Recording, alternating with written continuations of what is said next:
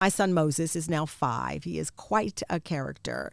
But during the early stages of his life, he's what they refer to as a pandemic baby. He was shut down like the rest of us. And I extended my time in the home longer because I'm a single hosted show. And if I wasn't in a safe space, then we were worried about the show.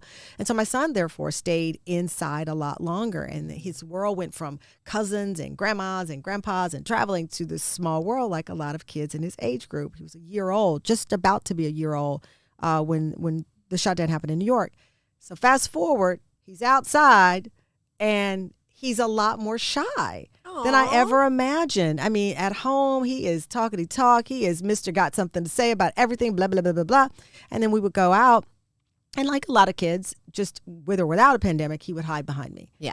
And I thought, okay, what's going on here? How do I have a age-appropriate conversation about fear and about how on the other side of fear usually is something really cool, right? It's a friend. It's a new place. It's something that you like. New experience. And I noticed that we talk a lot about, teaching kids that you can cry, right? You don't say boys don't cry anymore. You don't say big kids don't cry. Crying has its purpose. But it's hard to talk about fear. Yeah.